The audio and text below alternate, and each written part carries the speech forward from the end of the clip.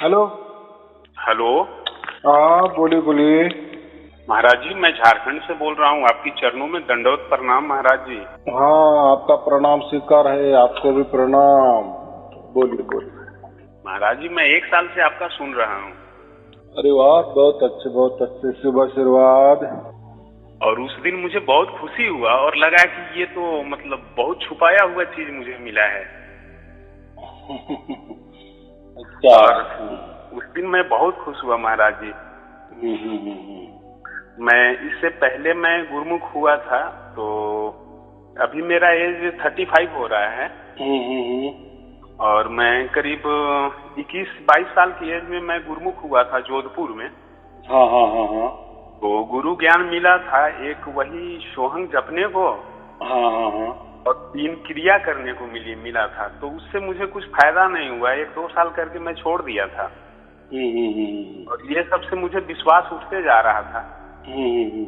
तो इसी बीच मुझे कबीर साहब का वो कुछ मिला, तो उसमें हम सार शब्द खोजने का प्रयास किए, पर नहीं मिला। 2-3 साल मैं किताब में बहुत ढूंढा, पूरा बीजक उनका जितना भी वाणी है सब डाउनलोड करके हमने पढ़ा था। तो इसी बीच एक रात आपका वो वीडियो आया, राम नाम अर्थात सार शब्द का लखाओ। तो बस सुना और वही मतलब 1 सेकेंड भी नहीं लगा सुन के और हटाया। कुछ तो अनुभव था, एकदम पता नहीं चलता था कि ये सुनना कहाँ पे है और आवाज आता कहाँ पे है। तो इसी बीच आपने सारा कुछ बता दिया था। तो उसी टाइम से प्रकट हो गया महाराज जी, उस टाइम तो धन्य हो गए। ऐसा है मेरा प्रवचन, ऐसा समझो एक निमित्त है बराबर, जो आपको भाग्य से मिलने वाला ही था। समझो आपके भाग्य में 1 करोड़ मिलने वाला ही था, बस आपके मन में आया आज टिकट खरीद ले, 10 रुपए का टिकट खरीद लिया, दूसरे दिन लग गया।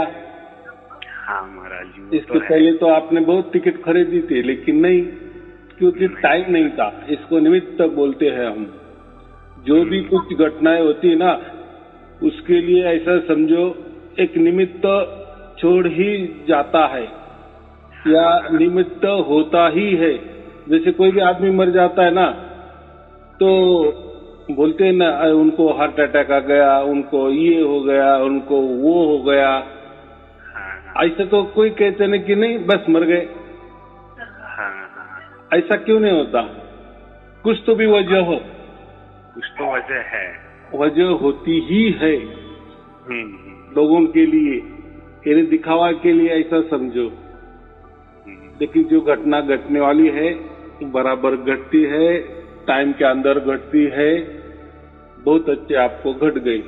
राया सोहम की बात, तो सोहम माने मैंने कहा ना, हम खुद को जो देखो सोहम कौन देता है? जो ऐसा समझते हैं कि आत्मा ही सब कुछ है, हमारे अंदर बाहर, या जो भी कोई हम देख रहे हैं या जो दिखाई नहीं भी दे रहा है, या जो भी कोई सुन रहे हैं या जो हम कानों से भी नहीं सुन सकते, ये सब ही सब आत्मा ही है। अंदर बाहर ऊपर नीचे एक में आत्मा है।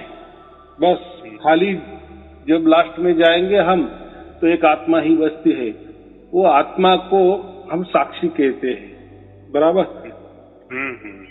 तो ऐसा है, साक्षी अगर कहे तो फिर बाद में बाकी तो सभी चीजें तो सच्ची है ना। हम है ही एक अकेले सच नहीं हो सकते, सत्य नहीं हो सकते, या खाली बस एक ही आत्मा। उनका कहना है कि सभी जितने आत्माएं हैं वो एक ही आत्मा है, ये मेरी आत्मा है, ये मेरा ही प्रक्षेपण है। जैसा एक सूरज पूरे पृथ्वी पर ढह जाता है ना, वैसा है, एक ही आत्मा है और वही सबके अंदर है। तो आत्मा को ही सोहम कहा जाता है। तो जो सोहम को मानने वाले होते हैं ना, यानी आत्मा ही आत्मा है, बस ऊपर नीचे अंदर बाहर एक जगह आत्मा के सिवाय नहीं है। जो हम परमात्मा के लिए कहते हैं वो आत्मा के लिए कहते, फर्क कुछ नहीं है।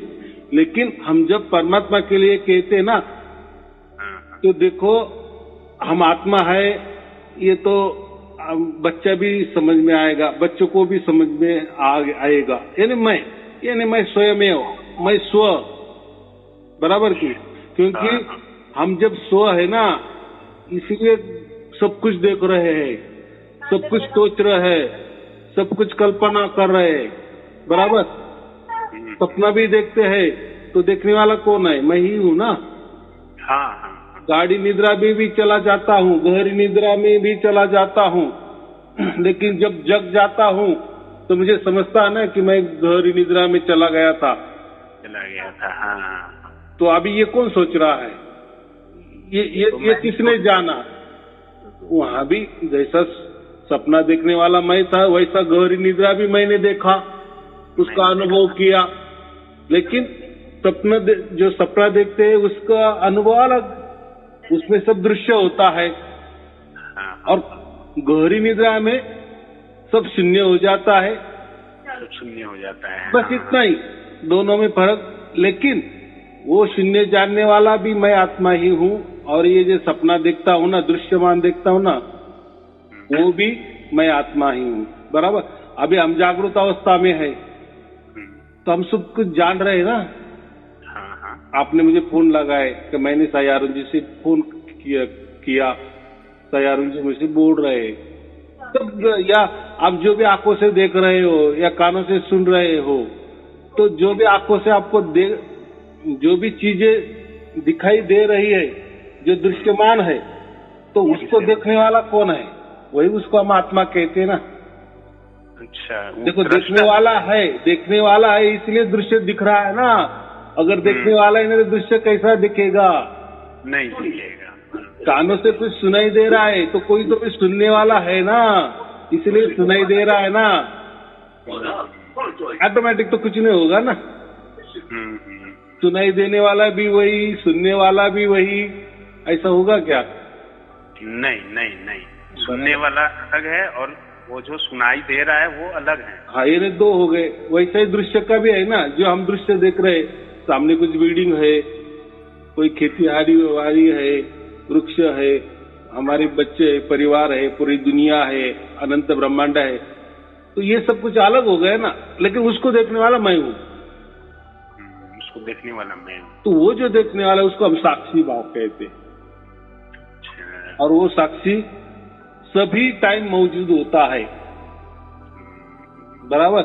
तो अगर ये जो लोग है ना, बाकी सोम वाले या सोम को मानने वाले, ये इनका यही कहना है कि बस साक्षी ही होता है, बाकी कुछ होता ही नहीं है। और वो एक ही होता है, यानी आपका जो आत्मा है ना और मेरा आत्मा एक ही है। ऐसा कैसा होगा? नहीं, ऐसा नहीं हो सकता। आपने महाराज जी पहले भी कहा था कि सभी का आत्मा एक अलग है। हाँ, अलग है, यानी फिर अगर ऐसा नहीं है, ये आत्मा वाले कहते हैं कि ये सब धोखाधड़ी है, मैं ही हूँ, मेरा ही प्रक्षेपण है, मेरी ही कल्पना है, मेरा ही सब कुछ है, तो जैसे तुम सोएंगे तो सबने सोना चाहिए। आप जो सपना देख रहे हैं तो सभी ने वही सपना देखना चाहिए। हाँ, आपको दुख हुआ तो सबको दुख वही होना चाहिए, क्योंकि एक ही है ना, आप ही हो ना, आपके सिवा कुछ नहीं ना, आपे में आप हो ना। तो ऐसा तो हो ही नहीं सकता है। हाँ, तो आत्मा वाले क्या होता है? हम ही हम है, आपे में आप मिलाना है, यानी आत्मा की ही पहचान करनी है, यानी हमारी ही पहचान करनी है और चुप बैठना है। वो आत्मा की पहचान तो जग के भी नहीं हो सकता जब तक परमात्मा नहीं आते। ठीक है, ऐसा भी समझो, चलो। लेकिन ऐसे जब आप बोलेंगे कि बस अभी मैं ही मैं हूँ, दूसरा कोई नहीं है, शून्य की स्थिति में जाएंगे।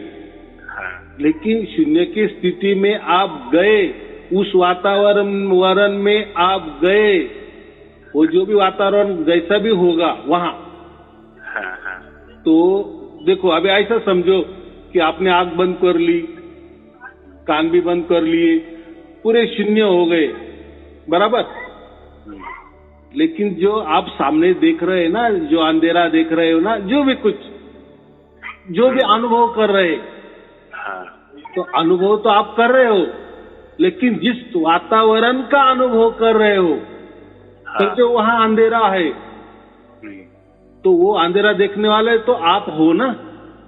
हाँ, और अंधेरा तो अलग है ना, अलग है। हाँ, तो ऐसी दुनिया में कोई भी स्थिति में आप जाओ तो आप रहोगे ही, और वो जो दुनिया है बाकी सामने वाली, फिर वो अंधेरा भी क्यों ना हो, वो शून्य भी क्यों ना हो, वो कुछ भी हो, वो अलग ही होगा।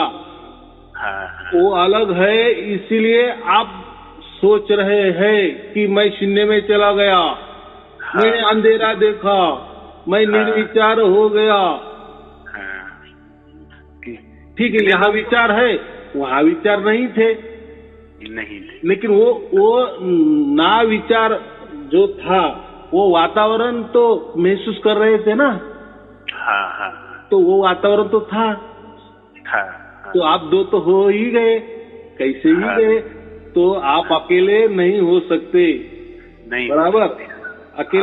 अकेला का मतलब मैं ही आत्मा हूँ, बस मैं मेरा ही सब कुछ बनाया हुआ है, ये मेरा सब सपना है, ये साहब का कहना था। अभी साहब थे ना, वो कबीर साहब का वो ग्रंथ जो एक हिंदी में करके लिखे हैं। देखो, आपने जो भी कोई नाम लिए, जो भी वंदनीय पूजनीय आदरणीय होंगे, हमें उससे कुछ लेना देना नहीं है। हमें क्या है, देखो आपने एक मत बनाया, ऐसे हजारों मत है, ऐसे हजारों मत है। जैसे मैंने कहा ना कि बस, लेकिन महाराज जी आपने सारे को क्लियर कर दिया, आप मतलब किसी के क्वेश्चन बचता ही नहीं आपके प्रवचन सुनने के बाद। कितने लोग तो कहते हैं कि शून्य, जैसे कबीर साहब बोले, शून्य नगर में रहनी हमारी भली बनी आई सबूरी में। तो कहने का मतलब कि पहले लोग कितना शून्य को ही पकड़ लिया, पर ये नहीं था। जब आपका प्रवचन हम सुने तो समझ में आया कि ये शून्य में ये आवाज झंकृत हो रहा है। देखो, शून्य में भी आवाज है ना कौन कह रहा है, लेकिन जब उस स्थिति में हम जाएंगे, उस वातावरण में जाएंगे, तो हमें समझ में आएगा, तब वो आवाज सुनाई देगी। यानी उसके लिए हमने कुछ तो भी कष्ट किए, कोई तो भी चालाकी की, कुछ तो भी संकल्प किए, कोई तो भी साधना की, बराबर, कोई साधना की ना, हमने साधना की है, तब हमें वो आवाज प्राप्त हो गई। तो फिर वो क्या फायदे का, यानी फिर ऐसा हो गया, समझो वो आवाज ही परमात्मा, ऐसा समझो थोड़ी देर के लिए। तो फिर परमात्मा तो थोड़े कष्ट से तो हमको मिल जाएगा, फिर तपस्या से भी मिल जाएगा, हमारे चालाकी से भी मिल जाएगा, हमारे साधना से भी मिल जाएगा। फिर बात ही क्या है, गुरु करने की आवश्यकता नहीं, ये सब नहीं हो सकता है, ऐसा नहीं है महाराज जी। इसको अगर ये बोले, जैसे कोई कहता है यहाँ गुरु ज्ञान लिए हुए हैं और दो चार, तो वो बोलते हैं कि जैसे हम ध्यान किए या मेरा सुरती लग गया, उसी पर मैं बोल गया कि मेरा सुरती 1 साल से जो लगा है छूटने का नाम ही नहीं लेता। सोते टाइम नींद आ जाती है तो ही सुरती छूटता होगा, वो भी लगा होता है। साक्षी तो मैं जगते हुए हो सकता हूँ, पर सोने के बाद नहीं। पर मेरा सुरती ऐसा लगा है कि आपसे बात भी कर रहा हूँ और सुरती लगा हुआ है, इसको बोल सकते हैं महाराज जी? फिर क्यों नहीं। देखो, जहाँ हम जागृत रहते हैं ना, और एक सुरती हमारी 4 शब्द सुन रही है, या राम नाम का स्मरण कर रही है, या राम नाम का सुमिरन हो रहा है, आपे आप, तो वही सत्य बात है ना। लेकिन हम स्पेशल उसके लिए करेंगे ना, तो ध्यान होगा। अगर ध्यान जो होता है ना, वो मन से होता है, और मन एक काल है, और काल कभी परमात्मा को प्राप्त नहीं करता, कर नहीं सकता। काल समझो अंधेरा है तो परमात्मा प्रकाश है, तो दोनों का कभी मिलान नहीं हो सकता। समझो काल ये पृथ्वी है या जमीन है, तो परमात्मा ये आसमान है, दोनों का कभी मिलान नहीं होगा। ये अलग बात है, क्योंकि काल ये जड़ है ना, जड़ का और चैतन्य का कैसा ये चलेगा, मिलन नहीं हो सकता। और हम चैतन्य है तो हमारा बाप भी चैतन्य ही होगा ना, महाचैतन्य तो होगा कि नहीं। कितनी सहज बात है। जैसे हम शरीरधारी है, माता पिता जिसके है वो शरीरधारी है, उसके लिए शरीरधारी बच्चा पैदा होता है ना, कितनी सहज बात है। जैसे माता पिता वैसा उसका बच्चा भी, यानी हम मनुष्य है तो मनुष्य से मनुष्य ही पैदा होता है, देहधारी से देहधारी पैदा होता है ना। वैसा हमारे अंदर जो चैतन्य है, जो हम आत्मा है, तो शरीरधारी को तो हम समझ सकते ये मेरे माता पिता है। फिर ये चैतन्य का कौन माता पिता है? शरीर का अगर माता पिता है तो, लेकिन उसके अंदर जो चैतन्यता है, जो बोल रही है, हम चल रहे, सब कुछ देख रहे, विचार कर रहे, सब कुछ, तो ये कौन है? ये तो चैतन्य है ना। तो इसका जो बाप है उसको हम परमात्मा कहते, उसको महाचैतन्य कहते, बराबर। तो हमारा जो चैतन्य है वो हमारे काम का है, तुम्हारा चैतन्य तुम्हारे काम का है, यानी तुम्हारा आत्मा तुम्हारे काम का है। फिर तुम आत्मा से या मैं मेरे आत्मा से कुछ भी अच्छा बुरा कर सकता हूँ, कुछ भी कर्म कर सकता हूँ। तो जो सजा मिलेगी, अगर मैंने अच्छा किया तो मुझे अच्छा मिलेगा, उसका फल अच्छा ही मिलेगा। आपने समझे बुरा किया तो आपका फल बुरा मिलेगा। तो आप अलग ही हो ना। अगर आप ये आत्मा हो, मैं भी आत्मा हूँ, अगर मेरे आत्मा से मुझे आनंद मिल रहा है तो फिर आपको दुख क्यों मिला? हाँ। मैं अलग फिर कैसा? तो अलग ही हूँ। आप अलग हो, मैं अलग हूँ, बराबर। आपका ही घर है तो आपके घर के दिन में सूरज का प्रकाश आता है। मैं नासिक में रहता हूँ, मेरा भी घर है, तो उसके ऊपर भी वही सूरज, लेकिन सूरज है। हमारे घर अलग अलग है, बराबर। कोई किसी का ताल्लुक नहीं है। आप आपके घर के मालिक हो, मैं मेरे घर का मालिक हूँ। लेकिन दिन में जो सूरज आता है ना, वही सूरज आपको भी प्रकाश दे रहा है, आपका घर प्रकाशित कर रहा है, और वही सूरज मुझे भी प्रकाशित कर रहा है। तो वैसा ही परमात्मा एक है, लेकिन उसके बच्चे है ना, सब अलग अलग है।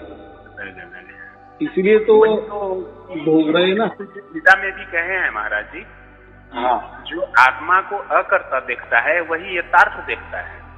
तो यहाँ पे जब सुनाई देने लगा तो यहाँ पे साफ जाहिर हो रहा है कि ये आत्मा तो रियल में अकर्ता है, बराबर। तो वही चाहिए जो सुनने में झंकृत हो रहे हैं। हाँ, तो अभी देखो, आत्मा तो साक्षी है, बराबर।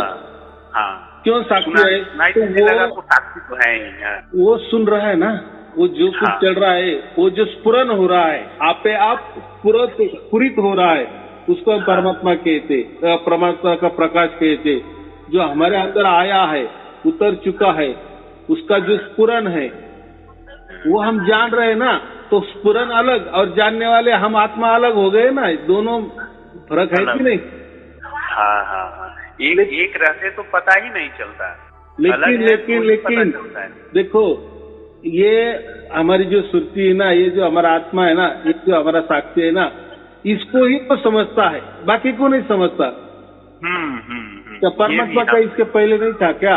आज ये हमारे अंदर उतर गए क्या? वो तो था ही, वो तो था ही।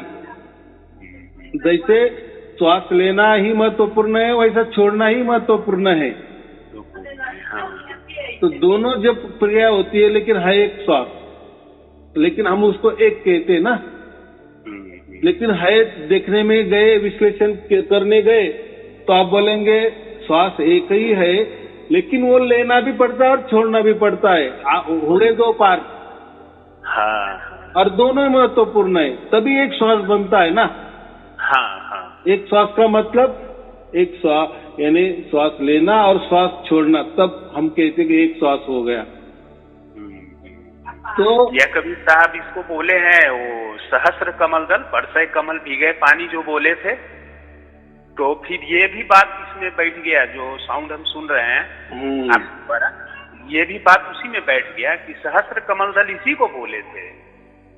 अभी क्या है, देखो, समझाने वाले जो होते हैं ना, वो एक शरीर के माध्यम से भी समझा देते हैं या दुनिया के माध्यम से भी समझा देते हैं।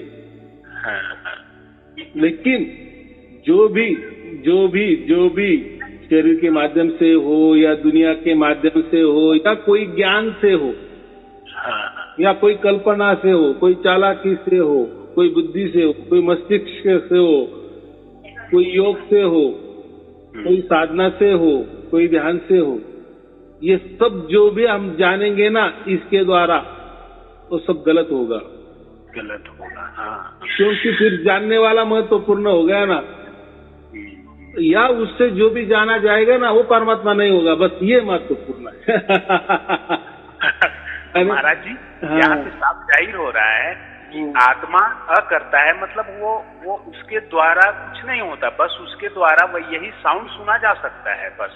हाँ, क्यों सुना जाता है? तो उसका ब्लड रिलेशन, हम क्या कहते हैं, उसका रिलेशन है ना परमात्मा से, इसलिए वो सुन सकता है। इसके पहले ही साउंड था ना, फिर मन क्यों नहीं सुनता था? मन क्यों नहीं सुनता? या मन उसके पीछे क्यों नहीं भागा? अरे मेरा बाप है, क्योंकि उसका बाप नहीं है, वो तो ये माया को अपना माँ समझता है, ये ब्रह्म को अपना बाप समझता है, तो मन तो सब समझता है ना, उसका कोई मेरा रिश्ता नहीं है परमात्मा से, बराबर कि नहीं? इसलिए वो उसके पीछे गया नहीं। यानी था, क्या मन को मालूम नहीं है क्या कि परमात्मा है? लेकिन वो क्या कहता है, उसका और मेरा क्या ताल्लुक है? मेरी तो माँ माया है, मेरा तो बाप ब्रह्म है, बराबर के? ये ब्रह्मांड चलाने वाला वो मेरा बाप है। तो ये जो परमात्मा है इसका कोई मेरा लेना देना नहीं है। लेकिन जो हमारा आत्मा है ना, इसका रिलेशन परमात्मा से है, क्योंकि हम आत्मा चैतन्य है और वो परमात्मा महाचैतन्य है। वैसा मन है, ये मन जड़ है। मन क्या है? जड़ है। तो ये जो प्रकृति है ना, ये जड़ प्रकृति है ना, उसमें ही वो रममान होता है, उसको वही अच्छा लगता है, क्योंकि देखो उसका रिलेशन वो है ना। ये ब्रह्मांड क्या है? जड़ है ना, इसलिए मन को ब्रह्मांड में घूमना अच्छा लगता है। फिर ब्रह्मांड में जो भी कुछ है वो वही आपको हासिल करके देगा, या उसी के और उसका झुकाव रहेगा। कितनी सहज बात है। परमात्मा होते हुए भी वो नहीं जाएगा परमात्मा की ओर। क्यों जाएगा? क्योंकि उसका रिलेशन नहीं ना। पूरी भारत में अभी तक कोई ऐसा समझाने वाला नहीं था महाराज जी। आप ना एक मतलब बोले थे कबीर साहब की तिल के ओटे राम, वो तो तिल के ओटे राम लखाओ करा ही दिए, और प्लस में वो लखाओ होते ही सारा कुछ समझ में आ गया, और सारा जो भी पढ़े थे वो भी सब समझ में ऑटोमेटिक आ गया। तो लगा कि अच्छा ये बात था। महाराज जी, मैं आपके चरणों में दंडवत प्रणाम है महाराज जी। बहुत खुश हुआ उस दिन, जिस दिन आपका लखाव हुआ और सारा कुछ समझ गए। तो बात ऐसी है, ये भी परमात्मा की लीला ही होती है। इसको मैं भाग्य कहता हूँ। जब भाग्य हो जाता है ना, तब बराबर प्रवचन भी मिलते हैं, और जो अधूरा काम रह गया था हमारा वो भी पूरा हो जाता है, बराबर की नहीं? बाकी कुछ नहीं, ये सब सुविधा होती है। उसके लिए ऐसा कभी नहीं समझना मैंने यहाँ गया, मैं वहां गया, मैंने इतने गुरु किए, उन्होंने ये कहा, उन्होंने वो कहा। नहीं, ऐसा सिर्फ वो पढ़ाई थी, वो स्कूल था। देखो, स्कूल का अभ्यास कभी कॉलेज वाला नहीं होता। कॉलेज का अभ्यास अलग ही होगा, पीएचडी का अभ्यास कॉलेज से अलग ही होगा। हर एक का अभ्यास अलग अलग है, लेकिन स्टेप बाय स्टेप जाना पड़ता है ना। आप बोलेंगे फिर हमें क्यों स्कूल कार्रवाई, अगर हमें कॉलेज में ही डालना था, हम ऐसे पूछते हैं कि माँ बाप को क्यों 10 बरस हमारे उम्र के 10 बरस स्कूल में डाल दिए, डायरेक्ट कॉलेज में? आंसर नहीं होता है, क्योंकि 1 से 10 तक जानेंगे तो ही आगे पता चलेगा कि ये क्या है। ऐसा क्यों? तो आपका कुछ लेना देना है कि नहीं प्रकृति से, बराबर कि नहीं? प्रकृति पहले आपका सब कुछ ले लेंगी, भाई जो भी तूने लेना देना था वो चुकता कर, चल आगे चल आगे चल आगे। फिर वो बराबर धीरे धीरे धीरे हल्का हल्का हल्का हल्का हो जाता है। जैसे बीमार आदमी रहता है ना, जब वो गोलियां खाता है खाते, फिर एक दिन ऐसा वो आता है, वो एकदम मस्त तंदुरुस्त हो जाता है। तो फिर तंदुरुस्त होना ही था, तो फिर हम बीमारी ही क्यों पड़े?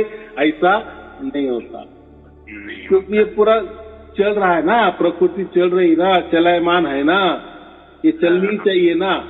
देखो अभी आपको समझ में आ गया, वो आपको आनंद मिल गया, या आपको जो चाहिए था वो मिल गया, आप इसमें खुशी में हो, लेकिन बाजू वाला उसको खुशी नहीं है, उसकी खुशी दूसरी तरफ है, उसको क्या लेना देना है। तो ये क्या हो गया, आपको इतनी बड़ी चीज मिल गई और अगर उसको आप कहने भी गए तो वो बोलेगा यार फालतू की बात है यार, कोई पैसे की बात कर, कोई कमाने की बात कर, कोई हमारा ऐसा कोई खजाना हाथ में लगना चाहिए कि बस हमारी 7 पीढ़ी मस्त पैकी रहे आगे वाले, ये बातें करो, ये क्या बातें कर रहे, बराबर की नहीं। यानी में बात करने वाले हैं कि परमात्मा मिल गया मतलब अभी के अभी सब सुख सुविधा हमारे पास आ जाना चाहिए, ऐसा, हाँ, यानी वो परमात्मा भी प्रकृति वाले समझते हैं। जैसे प्रकृति में हमने कोई कष्ट किए तो हमें उसका फल मिल जाता है ना।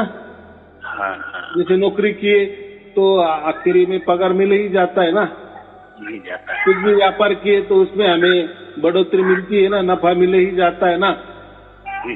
कुछ भी काम किए तो कुछ तो मिलता है। वैसा ही ये लोगों को ऐसा लगता है कि परमात्मा मिल गया ना तो पूरी सृष्टि ना, पूरे आनंद ब्रह्मांड मेरे इसमें आने चाहिए, मेरे मुट्ठी में आने चाहिए, मैं उसका मालिक बनना चाहिए। क्योंकि ये सोच जो है ना, ये मेरा, मेरे लिए,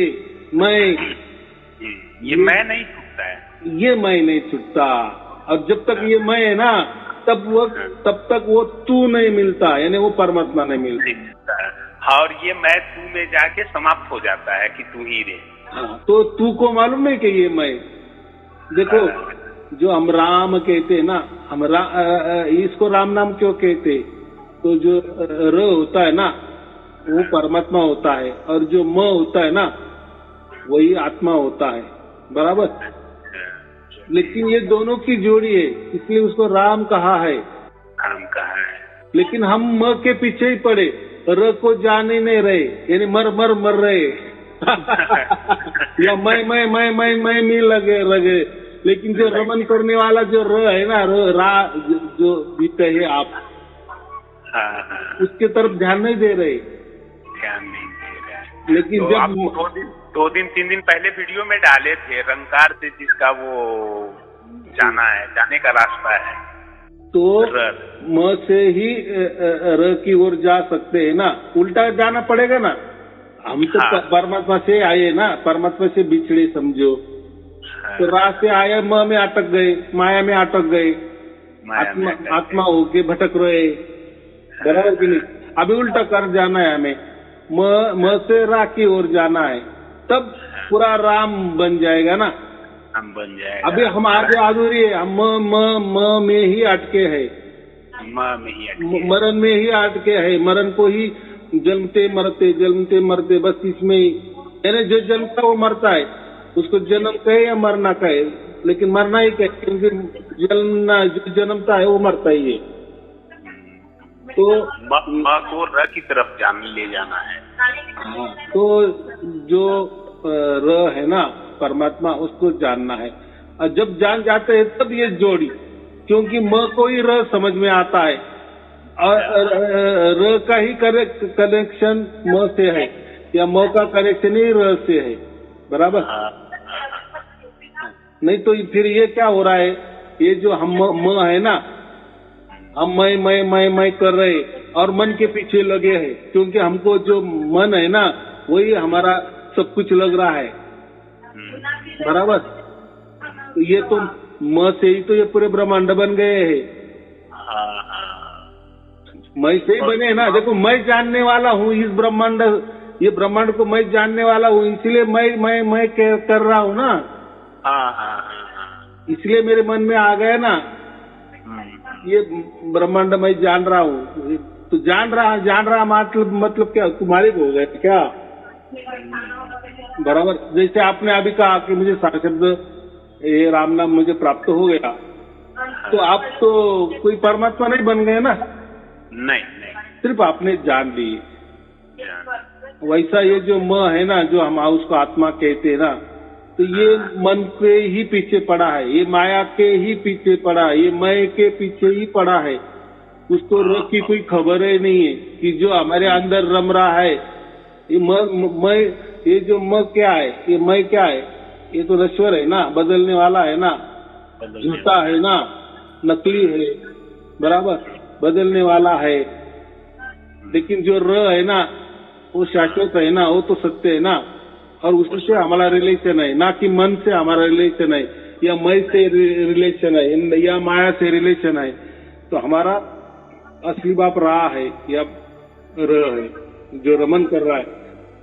जब म को रा मिल जाता है ना, तब असल में हम कहते कि मुझे राम नाम मिल गया। और फिर हमको समझता है कि रा म के बगैर नहीं रह सकता और म रा के बगैर नहीं रह सकता। आप बोलेंगे फिर रा को मालूम नहीं है क्या? ये मोह मालूम है, सब कुछ मालूम है, लेकिन बच्चा ही में मुझे नहीं पहचान रहा है ना।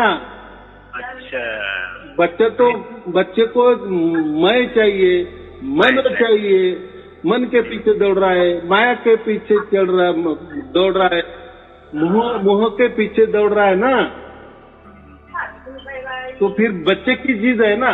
देखो बाप क्या कहता है, बच्चे को जो अच्छा लग रहा है ना वो करने दो, बराबर की नहीं। वो अभी नादान है, वो नादान है, बराबर की नहीं। उसकी जब अकल ठिकाने पे आ जाएगी ना, बस मैं तो बहा पसर के तो खड़ा हूँ।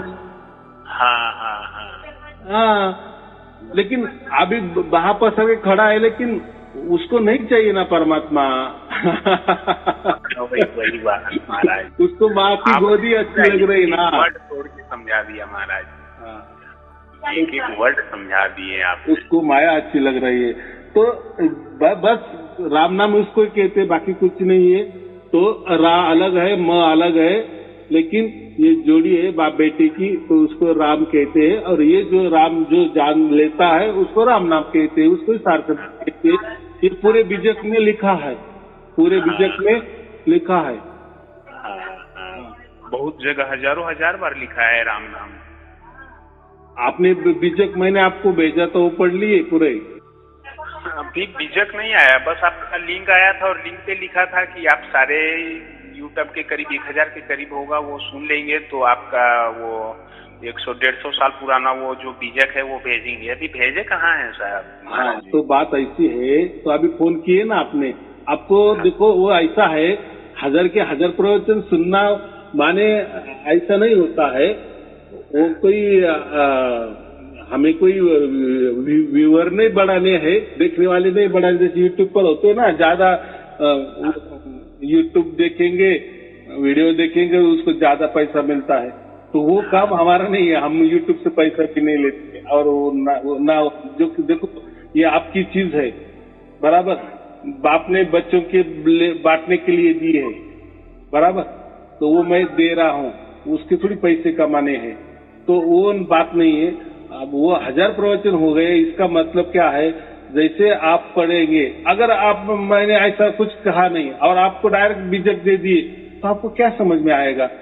हाँ, नहीं, आपके कहने का मतलब हम समझ गए। कहने का मतलब तात्पर्य आपका ये है कि आप मेरा प्रवचन सुनेंगे ही नहीं तो समझेंगे क्या? क्या समझेंगे, बराबर की नहीं।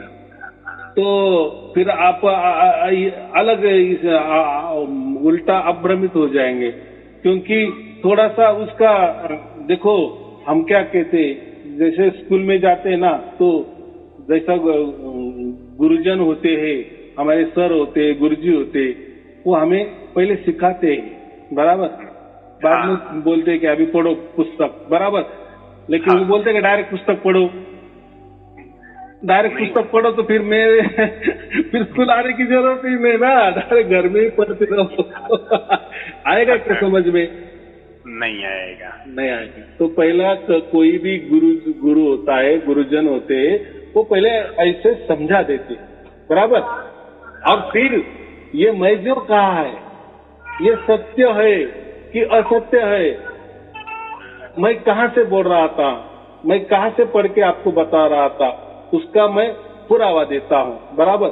और वो जो पुरावा है, वो जो सबूत है, वो जो साक्ष्य है वो अभी की नहीं ना, वो 500 साल पुरानी है ना, बराबर की नहीं। तो उस जमाने में कबीर साहब असल में क्या थे, वो क्या देना चाहते थे। देखो जैसे जैसे वो बरस चले जाते हैं तो फिर अलग ही कहानी बन जाती है ना। जैसे हम कहते 10 लोग खड़ा कर दो, 10-10 फीट के अंतर पर 10 लोग खड़ा कर दो, एक को कहानी कुछ तो भी सुना दो और उसको कहो कि आपके बाजू 10 फीट बाजू में दूर पर जो आदमी दूसरा खड़ा है उसको यही कहानी बता दो। ऐसे करके दूसरा तीसरे को बता दे वही कहानी, फिर तीसरा ने सुने चौथों को। तो जो 10वां होता है ना, और हमने उसको पूछा कि आपने क्या कहानी सुन ली, जो 9वां आदमी था उसने आपको क्या बता दी कहानी, तो ये आखिरी मामला हो जाता है। ऐसा क्यों हो गया? तो ऐसा ही हो जाता है क्योंकि हर जो 10 लोग खड़े थे ना, वो कहानी में अपना डालने की कोशिश करते हैं थोड़ा मन का। उससे क्या हो जाता है, जो ओरिजिनल चीज वो ये हो जाती है, बराबर की नहीं। फिर अभी के जो गुरु लोग वही कर रहे हैं ना। अभी के 50 बरस के जो पुस्तकें है, ग्रंथ है, उसमें से दाखले देते हैं ना। भी भारत में आपके सिवा अभी कोई नहीं है महाराज जी। आप जितना समझा दिए, बस 2-4 शब्द में आपका फंडा क्लियर है। और लोग जो है ना, आप सही बोलते हैं कि बस कहानी सुनाते हैं और ज्ञान सुनाते हैं। वो ज्ञान से क्या फायदा जब मुझे मूल मिला ही नहीं। हाँ, कथा कहानी पिक्चर भी नहीं दिखाए, कथा कहानी सुना रहे हो, पिक्चर दिखाओ ना असली। तो वो मैं क्या बोला, हमारे लिए सब गुरुजन है ना, वो पूजनीय, आदरणीय, वंदनीय है। उनका काम परमात्मा ने उनको जैसा दिया वो कर रहे। मुझे मेरा जो काम दिया मैं इनामे इतबारे निभा रहा हूँ, बराबर। इसलिए मैंने कोई ऐसी संस्था नहीं निकाली, कोई ऐसा पंथ नहीं निकाला, या कोई धर्म नहीं निकाला, या संप्रदाय नहीं निकाला कि आओ मेरे पास। नहीं, परमात्मा सबके लिए है ना, सबके लिए बराबर है। तो उसने जो दिए, तो अभी तो देखो सबके पास इंटरनेट है, सबके पास मोबाइल है, तो जा रहा है ना, घरों घरों में जा रहा है ना, लाखों लोगों को रोज सुबह घरों घरों में ये जा रहा है ना, सुन रहे हैं ना घर बैठे ही। अब देखो समझो, ऐसा उल्टा समझो, चलो अब मेरे पास आएंगे, मैं वही बात करूंगा ना जो अभी आपके साथ कर रहा हूँ, फोन से कर रहा हूँ। आप हजारों कोसों दूर है, बिहार में हो ना आप, और मैं यहाँ महाराष्ट्र में, हजारों कोसों दूर है। लेकिन आजकल की इतना परमात्मा ने टेक्नोलॉजी कर दी है ना, सुविधा कर दी है ना, तो क्यों आप पैसा खर्चा करके मेरे पास आ रहे हो, या आप मेरे लिए क्यों खर्चा कर रहे हैं मैं आपके घर आ जाऊं। आप मेरे पास भी आ गए तो हम ऐसी बातें करने वाले हैं, आप ऐसे ही समझा लेंगे ना, या कोई सवाल करेंगे। बैठ जाता है महाराज जी, सारी बात बैठ जाता है। हाँ, लेकिन ये बैठे बैठे अगर घर में परमात्मा ने सुविधा कर दी कि नहीं अभी मेरा बच्चा नहीं जाएगा, बहुत गुरु किए, बहुत आश्रम में गया, बहुत मंत्र लिए, बहुत ध्यान किए, बहुत साधना किए, लेकिन कुछ उसको नहीं मिला। चलो अभी उसका भाग्य हो गया है, उसकी तड़प मुझे समझ में आने लगी, आ गई कि इसको अभी सचमुच परमात्मा की जरूरत है, बाप की जरूरत है। बस तुरंत ऐसा समझो कि प्रवचन मेरा मिल जाता है। देखो मैंने क्या काम किए, जो परमात्मा का संदेश आपके यहाँ दे दिए, आप सुन के आपको हो गया। सहज बात है। देखो ये सत्य है ना, इसलिए उतर गया आपके अंदर। अगर वही मैं कोई कमर्शियल होता तो मैं कहता नहीं ऐसा कैसा, आपको मेरे पास आना पड़ेगा, मेरे औरा में आप आ जाओ, मेरे सहवास में आप आ जाओ, मेरी शक्ति आपके अंदर उतर जाएगी, फिर आपको प्राप्त हो जाए। ये क्या हो गया, ये नौटंकी हो गई। यानी इसको ही मालूम नहीं है, लेकिन कुछ तो भी बताते जाने का। वो फंसाना चाह रहा है, दान दक्षिणा के चक्कर में है। और वो फंसाना माने ऐसा है कि उसको जैसी बुद्धि मिलती है वैसा वो चलाता है, बाकी कुछ नहीं उसमें। उसका काम ही पैसा दे दिए ना परमात्मा ने, ऐसा समझो, कर रहा है बेचारा। तो उसमें हमें ये नहीं करना कि कौन क्या कर रहा है, बस हमें मिल गया, आखिर कैसे भी हो हमें मिल गया। परमात्मा ने हमारा देख लिया या हमारा चुनाव कर लिए। जैसे कोई बात, हमारा बच्चा इंटरव्यू में जाता है ना, या हम बोलते हैं IAS की परीक्षा होती है, तो कितने लाखों लड़के बैठते हैं ना एग्जाम को बैठते हैं, तो लाखों में से कई 1,000-2,000 उसमें उत्तीर्ण हो जाते हैं। फिर उसमें किसी का 1 नंबर 2 नंबर आ जाता है, तो ऐसा तो होगा ही ना। तो वैसे हजारों लाखों गुरु लोग है, मतांतर है, विचार है, कल्पना है, साधना है, सिद्धि है, सब कुछ अलग थलग है ना। लेकिन परमात्मा तो सब जानता है ना, वो तो सर्वज्ञ है ना, सर्वज्ञानी है। अगर बच्चे की जिद है तो वो जा रहा है, घूम रहा है, घूमने दो।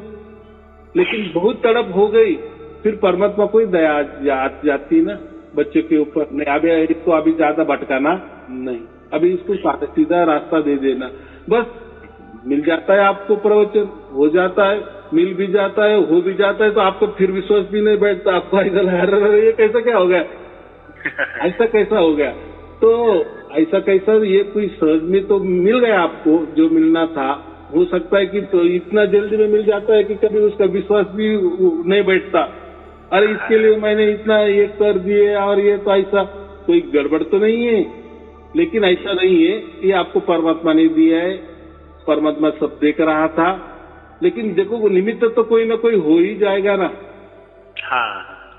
लेकिन आप जितने गुरु किए, ये किए, भाग दौड़ किए, तो उसका हिसाब परमात्मा रखता था ना। बस उसको देखो, परमात्मा की बुद्धि परमात्मा जाने, परमात्मा की लीला परमात्मा जाने। आपको वही तड़प थी, जो आपको था वो मिल गया, बस उसमें क्या है, परमात्मा ने आपकी मांग पूरी कर दी। तो इसमें मैं क्या, ये भाग्य का विषय है। अभी ज्यादा नहीं। अभी देखो, फिर मैं जो बीज ग्रंथ देता हूँ ना, तो मैं जितने भी बातें की है ना, उसमें बराबर आपको समझ में आएगा। अरे ये फलाना प्रवचन में गुरु जी ऐसे ही बोले थे, देखो यहाँ निकल गया। और बाकी जो लोग है ना, वो 5-50 बरस के जो उनके पास ग्रंथ है ना, अब भी तो वो उसमें से वो करते, लेकिन मेरा नहीं। मैंने जो भी किया वो सच बात दे दी वो। आप मूल चीज लखाव करवा दिए हैं, और सारी ग्रंथ का जो लिखा हुआ है वो बात इसमें बैठ जाता है। यानी ऐसा समझो, प्रैक्टिकल भी दे दिए, थियरी ज्ञान भी दे दिए। क्योंकि दोनों की जरूरत है ना। समझो, मैंने ग्रंथ दे दिए होते, पढ़ने वाले तो जल्दी में पढ़ भी जाते, लेकिन वो इसमें कोई मजा नहीं है। ऐसे तो मैंने बहुत पढ़े, बराबर की नहीं। लेकिन आपको मैंने क्या किए, पहले प्रैक्टिकल करवा लिए। आप बोले ना कि आपके व्हाट्सएप में वो जो आपने लिंक भेजा और उसके नीचे लिखा है कि जब तक आप पूरे वीडियो नहीं सुनते तब तक आपको मैं बीज ग्रंथ नहीं दूंगा, या आपने जब सुन लिए तब मैं ये बीज ग्रंथ आपको भेंट दे दूंगा, तोहफे में दे दूंगा। तो वो जो तोहफा है ना, वो जो भेंट है ना, तो सबसे पहले दी होती तो उसको आपको उसमें कुछ समझ में नहीं आता। और चलो समझ में नहीं आता तो, लेकिन प्रैक्टिकल में आपके अंदर वो उतरा ही नहीं है, सार शब्द प्रकट ही नहीं हुआ। उसमें सब कुछ लिखा भी है, वो स्फुरित होता है, आपे आप होता है। वो स्फुरन ही आपको नहीं आया, सार शब्द में स्फुरन माने आपे आप। अगर आपे आप परमात्मा ने आपका चुनाव नहीं की उसकी तरफ से, तो उसमें बहुत लिखा है, बहुत बार भी लिखा है कि ये सार शब्द क्या होता है। सार शब्द माने ही सार राम नाम होता है, दोनों में कोई अंतर नहीं है, एक ही बात है। तो वो स्फुरित होता है, ऑटोमेटिक हो जाता है। तो फिर उसमें लिखा है, लेकिन आपके अंदर वो नहीं हुआ। तो अभी देखो, परमात्मा ने क्या लीला की, ऐसा समझो कि पहले आपके अंदर उतर गया, बराबर, आपे आप वो स्फुरित होने लगा, बराबर। महाराज जी, इनके नाम पे लोग कर रहा है, पर समझ में नहीं आ रहा। जैसे हिंदू धर्म में अखंड गाता है लोग, ढोलक झाल बजा के अखंड गाता है, तो अब समझ में आता है कि ये आवाज ही था जो अखंड है। ये डुप्लीकेट लोग धरती पे गाता बजाता है और उसको बोलता है अखंड है। हाँ, तो मुझे सब समझ में आ रहा है कि अरे यार ये अखंड तो ये था जो निरंतर। तो वो जो उनका आवाज था ना, उसको ब्रह्म की आवाज कहते हैं, ब्रह्म की धुनी कहते हैं। लेकिन कबीर साहब ने उसमें बीजक में स्पष्ट लिखा है, ब्रह्म की धुनी कैसी होती है वो भी लिखा है, 10 प्रकार की धुनी होती है वो भी लिखा है। लेकिन उसको अनादनाद कहा है उन्होंने। वो जो 10 प्रकार के धुने होती है वो अनादनाद होते हैं, वो बदलने वाले होते हैं, वो पंचो तत्वों की धुने होती है, एक में टकराव होता है, उसके ही धुने हमें सुनाई देती है, लेकिन वो बदलने वाली होती है। लेकिन उसके सुनने के लिए हमें कान दबाने पड़ते हैं, कुछ तो भी करना पड़ता है, कुछ तो भी ध्यान करना पड़ता है, कुछ तो भी क्रिया करनी पड़ती है, कोई साधना करनी पड़ती है, फिर वो सुनाई देने लगती है। लेकिन जो भी सुनाई देने लगी वो ब्रह्म ही है, ब्रह्म की धुनी है, वो अनादनाद है। इसलिए उन्होंने कहा ना, जात मरे अजपा मरे अनाद भी मर जाए। और ये जो है ना, ये जो धुनी आपे आप प्रगटती है, आपे आप स्फुरित होती है, तो इसके लिए आपने कुछ तपस्या नहीं की, बराबर कोई साधना नहीं की, कोई चालाकी नहीं की, कोई काम नहीं आएगा, ऑटोमेटिक हो गई। और उसके लिए जो दुनिया है ना ब्रह्म की, उसके लिए कुछ तो भी करना पड़ता है, बराबर। और जो भी फिर हमारे कष्ट से, जो भी हमारे प्रयत्न से, जो भी हमारे चालाकी से, जो भी हमारे ध्यान से जो भी हमें प्राप्त होता है, तो वो ध्यान बड़ा हो गया, वो चालाकी बड़ी हो गई, बराबर कि नहीं, वो साधना बड़ी हो गई, क्योंकि इससे वो प्राप्त हो गया ना। लेकिन परमात्मा ऐसा नहीं ना, ये किसी के चक्कर में आने वाला ही नहीं है, किसी साधना के चक्कर में, किसी ध्यान के चक्कर में, किसके चालाकी के चक्कर में। अगर वो ऐसा चालाकी के चक्कर में किसी का आ गया तो फिर वो चालाकी परमात्मा से बड़ी हो गई। ऐसा नहीं होता। तो ये कभी टाइम बोले भी है कि जब तक नेम व्रत और पूजा सट दर्शन को गेलो है और पार ब्रह्म को जानत नहीं। तो लोग जन्म गेलो है, मतलब पूजा पाठ जप तप नेम व्रत ये सबको काटे हैं। ये सब ब्रह्म ही है। बीजक में बहुत बार लिखा है, ये सब ब्रह्म ही है। लोग ब्रह्म को ही समझते नहीं है। तो पर ब्रह्म अलग होता है, तो परमात्मा अलग होता है, राम नाम अलग होता है। यानी राम नाम, परमात्मा, सार शब्द, पर ब्रह्म ये एक बात है, बराबर, एक ही बात है, एक ही अलग अलग नाम है। और ये जो बाकी बातें जो है ना, ये अलग अलग, किसी को ध्यान से कुछ भी प्राप्त हो जाता है, कोई कल्पना से कुछ भी प्राप्त हो जाता है, कोई विचारों से कुछ भी प्राप्त हो जाता है, कोई चालाकी से कुछ भी प्राप्त हो जाता है। तो ये जो कुछ भी प्राप्त होता है ये सब ब्रह्म ही है। यानी नष्ट होने वाले हैं, जो हम क्या फंसाने वाले कहो, झूठे कहो, लेकिन शाश्वत नहीं, लेकिन सत्य नहीं, सब असत्य हो। तो हमें मनुष्य जन्म इतना मिला है, वो असत्य प्राप्ति के लिए नहीं मिला है, सत्य प्राप्ति के लिए मिला है। तो एक ही सत साहिब होगा ना, सत साहिब माने परमात्मा, सत माने ही परमात्मा, एक ही सत साहिब है, यानी सत्य ही साहिब है, यानी सत्य ही परमात्मा है, बस दूसरा कोई नहीं हो सकता, बराबर। इतना सहज बात बताया है। और कबीर साहब एक जगह पे और लिखे थे ऐसे ही साइड से समझाने के लिए कि तुलसी हमरे राजा है, मनवा है दीवान, और बुधिया हमरे मंत्री है, यही विधि जान। तो समझे, मतलब सुरती राजा है, मतलब मेन जो है सुरती है, और सुरती को परमात्मा के साथ लगाना है, और बुद्धि जो है मंत्री है, तुम्हारा रक्षा करेगा। बुद्धि मत देखो, मन, बुद्धि, चित्तो, अहंकार, ये मन को ही नाम है अलग अलग। तो उसमें बराबर का है। और सुरती माने आत्मा। अभी आजकल के गुरु क्या करते हैं, सुरती और मन एक ही कर देते हैं, बोले सुरती यहाँ लगाओ, यहाँ टिकाओ।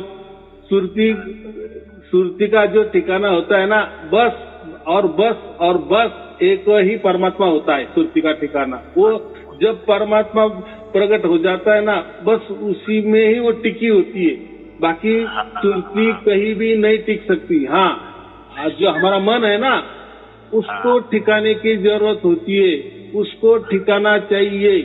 अगर उसको ठिकाना मिला ना, तो वो उसका ठिकाने भी अलग अलग हो जाती। कभी मन यहाँ टिक जाता है, कभी वहाँ टिक जाता है, कभी हमारा मन अच्छा हो जाता है, कभी हमारा मन बुरा भी हो जाता है। परिवर्तनशील है। अभी बराबर 1,00,000% की बात की। लेकिन जो सुरती का जो ठिकाना होता है ना, उसको एक ही ठिकाना है, और वो उसका बाप परमात्मा, बस। जब उसको मिल जाता है तो फिर वो सुरती कभी छोड़ती नहीं है, या उसका बाप उसको नहीं छोड़ता। यानी आत्मा को कभी परमात्मा बाद में कभी नहीं छोड़ता। एक बार वो चिपक गए। बाद में हमको ऐसा कभी लगता है अरे हम चिपके हुए कि हम दूर हो गए परमात्मा से, लेकिन नहीं, वो एक बार हो गए, घटना हो गया। हाँ, पारस क्या बोलते ऐसा है, कबीर बीजक में ये कहा है कि परमात्मा पारस है, तो ये जो हमारी आत्मा है ना, वो भी पारस ही है। लेकिन अभी क्या बनी है, वो अभी लोहा बनी हुई है। ये प्रकृति के चक्कर में, ये माया के चक्कर में, ये मंत्र तंत्र के चक्कर में, ध्यान के चक्कर में ये लोहा पूरा बन गया है। बराबर। कौन? ये हमारी आत्मा। लेकिन जब उसको सार शब्द की प्राप्ति हो जाती है, उसको हम राम नाम कहते हैं, उसकी जो प्राप्ति हो जाती है, तो ये लोहे का तत्क्षण क्या होता है? परिस हो जाता है, पारस हो जाता है। यानी परमात्मा अपने जैसा बनाता, क्योंकि उसका बच्चा है ना। हाँ। और ये जो बाकी बातें से क्या होता है, जो हम ब्रह्म की बातें, तो ब्रह्म क्या कर सकता है ज्यादा से ज्यादा, समझो आत्मा का, तो उसको स्पर्श कर दिए समझो, या आत्मा ने कुछ ब्रह्मांड में कोई प्राप्त कर लिए, कोई माया में कुछ प्राप्त किए, कोई सिद्धि प्राप्त किए, कोई ज्ञान प्राप्त किए, अच्छा ज्ञान भी समझो, तो वो ज्यादा से ज्यादा लोहे का सोना बन सकता है, कंचन बन सकता है। बराबर। लेकिन पारस कभी नहीं बनेगा। पारस ही बनाता है, और एक में वो जो ताकत है सिर्फ और सिर्फ परमात्मा को है। परमात्मा ही अपने बच्चे को अपने जैसे ही बनाता है। यानी वो याद दिलाता है कि तू मेरा ही रिलेशन वाला है, मेरा ही ब्लड वाला है, मैं पारस और तू भी पारस है। ठीक है, तू मेरा अंश है, इतना ही मेरा अंश है, होता है। और ये जो ब्रह्म की जो प्राप्ति करते हैं लोग, तो ये लोहे होते हैं, लेकिन उनका सोना बन जाता है। यानी ब्रह्म ज्यादा से ज्यादा आपको सोना बना दे सकता है। लेकिन सोना भी क्या है, ये भी जड़ है ना। जड़ है। हाँ। वो तो जड़ का ही अंश हो गया ना फिर। तो वो क्या काम का, चैतन्य तो है नहीं। ब्रह्म से कोई साधु महान भी बन गया, महापुरुष भी बन गया, लेकिन क्या फायदा, वो जड़ी है ना, सोना जड़ी है ना। तो ये बात है, ये थोड़ा बीजक में बहुत अच्छी तरह से समझा दिए है। चलो ठीक है, आपको और आपके परिवार के लिए शुभ आशीर्वाद। महाराज जी, एक बार आप आशीर्वाद दे दीजिए। हाँ चलो ठीक है, आपको और आपके परिवार के लिए शुभ आशीर्वाद। सत्साहेब जी, सत्साहेब। आपकी चरणों में दंडवत प्रणाम महाराज जी। सत्साहेब। सत्साहेब।